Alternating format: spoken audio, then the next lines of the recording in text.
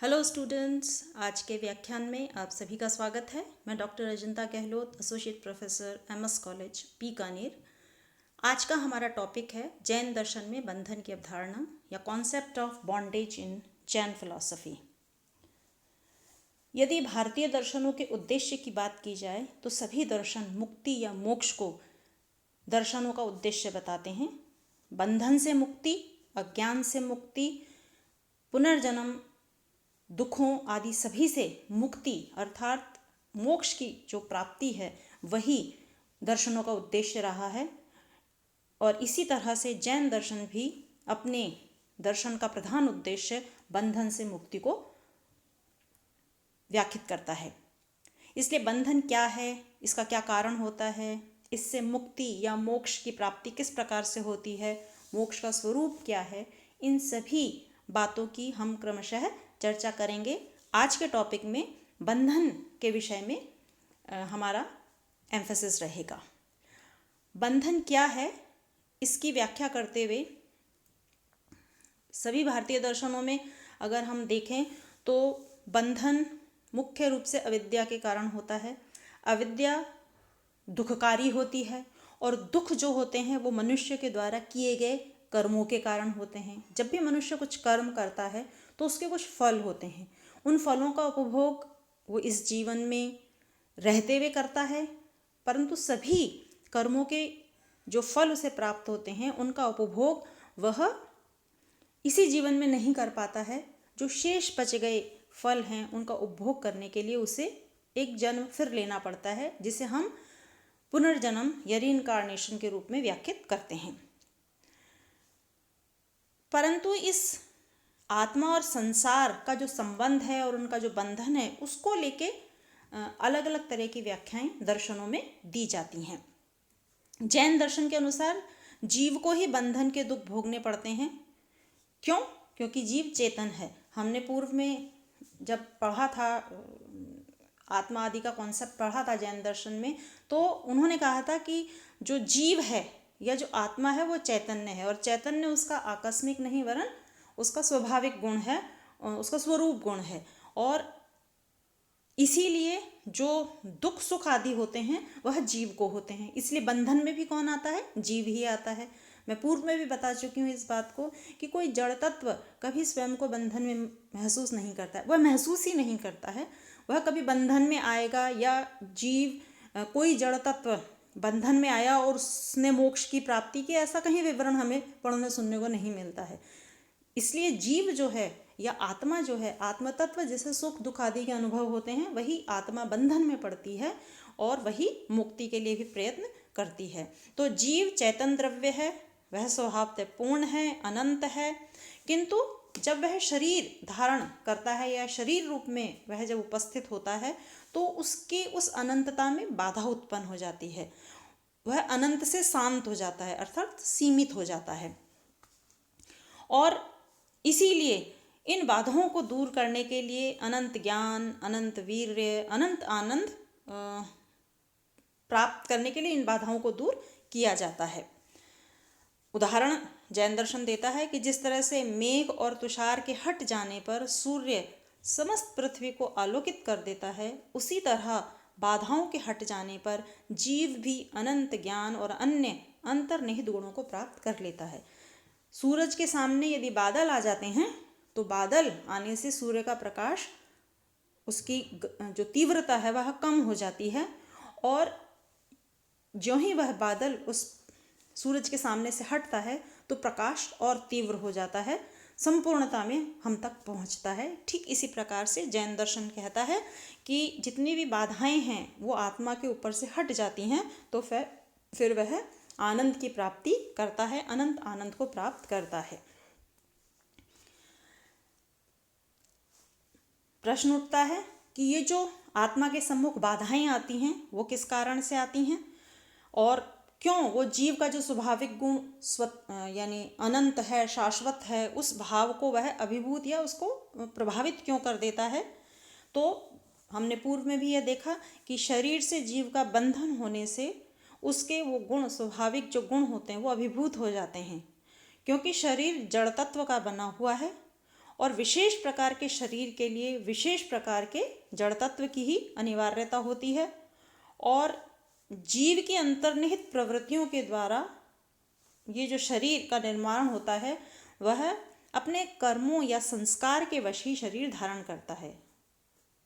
अर्थात इस बात को, जैसा कि इस व्याख्यान के आरंभ में ही हमने देखा था कि व्यक्ति या शरीर जब कर्म करता है तो कर्मों के फल स्वरूप उसको पुनर्जन्म प्राप्त होता है। उन कर्मों के फलों के उपभोग के फलस्वरूप या उन कर्मों के फलों का उपभोग करने के लिए उसको शरीर धारण करना पड़ता है और इसीलिए वह बंधन का कारण बनता है। पूर्व जन्म के कर्मों के कारण, यानी पूर्व जन्म में विचार वचन कर्म, मन वचन कर्म के कारण जीव में वासनाएं उत्पन्न होती हैं। वासनाओं का अर्थ है इच्छाएं।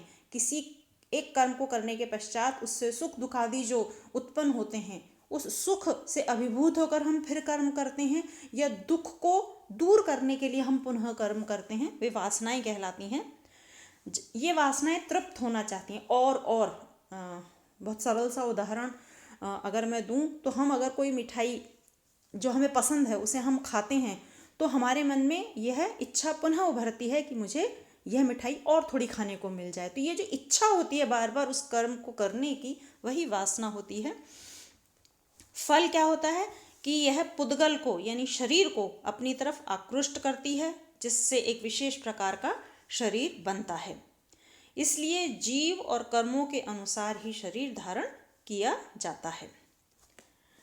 शारीरिक विशेषताएं कर्म जनित होती हैं। हमें माता पिता से शरीर मिलता है, वह शरीर, बहुत सारे लोग इस बात को कहते हैं कि हमें हमारे माता पिता चुनने का अधिकार नहीं है या जो हमें माता पिता मिल गए वो मिल गए। इसका अर्थ यह नहीं है कि वो हमें आकस्मिक तौर पे मिल गए हैं। दरअसल वह हमारे द्वारा किए गए कर्म ही निश्चित करते हैं कि कोई भी व्यक्ति किस कुल में, किस वंश में, किस परिवार में जन्म लेगा। और अपने ही कर्मों के फलस्वरूप शरीर का रंग, रूप, आकार, वायु, ज्ञानेंद्रियां, कर्मेंद्रियों की संख्या और उनके विशेष धर्म नियंत्रित होते हैं। बहुत सारे लोगों को हम देखते हैं कि उनमें किसी एक इंद्रिय या कर्मेंद्रिय का अभाव होता है, वो किन्हीं अपने शारीरिक उनमें कुछ दोष होता है। तो जैन दर्शन का ये मानना है कि ये जो कमियां या दोष हैं शारीरिक तौर पे या जो विशिष्ट प्रकार का रूप रंग आदि मिलता है, वह सब हमें हमारे कर्मों के परिणाम स्वरूप ही प्राप्त होता है। शरीर के कारण रूप कर्मों और उनसे सभी धर्मों का हम समष्टि यानी पूरी सृष्टि यानी पूरी व्यापकता और व्यष्टि की दृष्टियों से विचार कर सकते हैं। एक तो हम उसको आंशिक रूप से देख सकते हैं, एक उसको संपूर्णता में इन बातों का विश्लेषण कर सकते हैं। समष्टि की दृष्टि से, संपूर्णता की दृष्टि से कर्म सभी वासनाओं का समूह है जिसका फल समस्त धर्म विशिष्ट शरीर है। समस्त धर्म विशिष्ट शरीर है। किंतु व्यष्टि यानी एक एकांगी, एक पार्ट की दृष्टि से अगर हम देखें तो शरीर का विशेष धर्म विशेष कर्म का फल है। इसीलिए जैन दर्शन के अनुसार कर्मों की संख्या अनेक होती है और उन्हें किसी कर्म का नामांकन उसके फल के अनुसार किया जाता है। जो कर्म यह निश्चित करता है कि वह व्यक्ति किस गोत्र में जन्म लेगा। गोत्र विशेष में जन्म लेने को गोत्र कर्म कहा जाएगा। उसकी आयु कितनी होगी तो उसे आयु कर्म कहेंगे, यानी इतनी आयु तक ही वह जीवित रहेगा। उसको जो ज्ञान को नष्ट करता है उसे ज्ञानावरणीय कर्म कहते हैं। जो विश्वास को नष्ट करता है उसे दर्शनावरणीय कर्म कहते हैं। जो मोह को उत्पन्न करता है उसे मोहनीय कर्म कहते हैं। और जो सुख दुख की वेदना उत्पन्न करता है उसे वेदनीय कर्म कहते हैं। यानी यहाँ पर उन्होंने हर एक प्रकार के कर्म का एक नामांकन कर दिया है और उसके अनुसार हम ये जान सकते हैं अगर वह गोत्र कर्म है तो वह किसी गोत्र या किसी वंश विशेष में जन्म लेने के कारण उसके कर्म को गोत्र कर्म कह दिया जाता है, या किसी आयु या अवधि उसकी जो आयु अवधि जो कर्म निर्धारित करती है उसे आयु कर्म कह दिया जाता है। इस प्रकार से उन्होंने सभी प्रकार के कर्मों का नामांकन किया है। क्रोध, मान, माया, लोभ ही हमारी कुप्रवृत्तियां हैं जो हमें बंधन में डालती हैं। ये बात बहुत बेसिक बात है, जिसको अगर हम समझ लेते हैं तो हम लगभग सभी दर्शनों के आधारभूत बातों को समझ लेंगे। मनुष्य, हमने अभी कहा कि मनुष्य जब बंधन में पड़ता है तो उससे मुक्ति चाहता है, और बंधन में किस लिए पड़ता है? वो अविद्या के कारण। और अविद्या किस लिए होती है? कि वह जो है वो ना करके किसी और प्रकार के कर्म करता है, और जो कर्म वो करता है वह, या यूँ कहें कि जैसा वो है वैसा स्वयं को ना मान के किसी अन्य रूप में मानता है, और उस रूप में मान के वह विभिन्न प्रकार के कर्म करता है। अब ये कर्म किससे प्रेरित होते हैं? आप सोचिए कि आप जो कर्म करते हैं वो कर्म आप किस भाव से करते हैं। या तो आप किसी से प्रेम करते हैं तो मोहवश करते हैं, आप किसी के प्रति दुर्भावना रखते हैं तो आप द्वेष के कारण करते हैं। जब हमें किसी की कोई बात पसंद नहीं आती है, हमारी इच्छा अनुकूल अपेक्षित बात नहीं होती है, तो हमें क्रोध आता है, तो हम प्रतिक्रिया स्वरूप क्रोध के कारण वह कर्म करते हैं। या हमारी इच्छाएं जो हैं, किसी चीज़ को पाने की जो लालसा है, उस लालसा के कारण, तो हम माया के कारण, मान के कारण, तो हमारी जो कुप्रवृत्तियां हैं वो माया, मोह, लोभ, मद आदि, ये सब हमारी कुप्रवृत्तियां हैं। इन कुप्रवृत्तियों के वशीभूत होकर ही व्यक्ति कर्म करता है, और जब कर्म करता है तो वह बंधन में पड़ता है। इन कुप्रवृत्तियों को, ये जो माया, मोह, लोभ आदि हैं, ये कुप्रवृत्तियां जैन दर्शन में कषाय कहलाती हैं, क्योंकि ये पुद्गल कणों को, पुद्गल कण क्या है? जड़ तत्व। जड़ तत्व यहाँ पर किसके लिए? शरीर के लिए है। उसको अपनी ओर आकृष्ट कर लेता है, यानी शरीर कर्म करता है इन प्रवृत्तियों के वशीभूत होकर, जिन्हें जैन दर्शन में कषाय कहा जाता है। जीव की ओर कितने तथा किस प्रकार के पुद्गल कण आकृष्ट होंगे, यह जीव के कर्म या वासना पर निर्भर करता है। हम ये मानते हैं कि व्यक्ति जितने कर्म करता है, जैसे कर्म करता है, जितने कषायों के वशीभूत होकर कर्म करता है, उतना ही वह बंधन में बंधता है। यही बात यहाँ पर कही गई है कि ऐसे पुद्गल कण जो कि जीव को आकृष्ट करते हैं, या जीव उनकी तरफ आकृष्ट होता है, उन्हें कर्म पुद्गल नाम दिया जाता है। कभी कभी इसे कर्म भी कहा जाता है। जीव की ओर जो कर्म पुद्गल प्रवाह होता है, जीव की ओर जो कर्म पुद्गल प्रवाह होता है, उसे आस्त्रव कहते हैं। एक वर्ड आया था कषाय, यानी कुप्रवृत्तियां, माया, मोह, लोभ, मद आदि।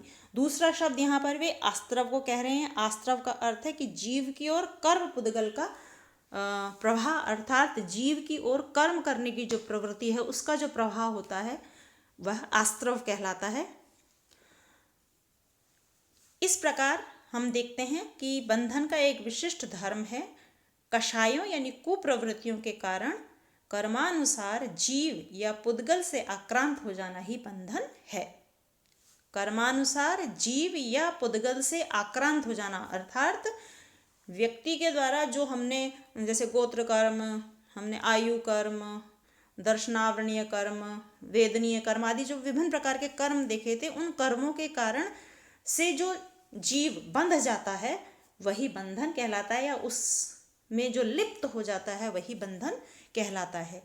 चूंकि दूषित मनोभाव ही बंधन का मूल कारण है और पुद्गल का आस्त्रव मनोभाव का परिणाम है, इसलिए जैन दार्शनिक कहते हैं कि जीव का पतन या बंधन मानसिक प्रवृत्तियों के कारण ही होता है। अब ये बंधन को दो तरीके से समझाते हैं, एक भावबंध और दूसरा द्रव्यबंध। भावबंध तो जो होते हैं वो मन में दूषित विचारों के अस्तित्व के कारण, मन के अंदर जो हमारे दूषित विचार या भाव होते हैं वो उससे हम जब बंधते हैं तो वो भावबंध होता है। और जब जीव शारीरिक तौर पे या कर्मों के प्रभाव से बंधता है उसे हम द्रव्यबंध कहते हैं। तो भाव से अर्थात विचार से जो बंधन है वह भावबंध है, और कर्मों से जो बंधन है वह द्रव्यबंध है। जीव और पुद्गल एक दूसरे में प्रविष्ट हो जाते हैं बंधन की अवस्था में। तो इस प्रकार से हम देखते हैं कि जीव और पुद्गल दोनों का, यानी जीव अर्थात आत्मा, पुद्गल यानी शरीर, इन दोनों का आपस में सम्मिश्रण जब हो जाता है, कैसे? जैसे कि दूध में जल को मिला दिया जाए, या नरम लोहे में आग और लोहा एक साथ पाए जाएं, यानी जब दोनों चीज़ें एक दूसरे में अच्छे से घुल मिल जाएं तो वह अवस्था बंधन की अवस्था कहलाती है। इस प्रकार से जैन दर्शन में बंधन को स्पष्ट किया गया है। अगले व्याख्यान में बंधन से मुक्ति की अवधारणा के विषय में अध्ययन करेंगे। धन्यवाद।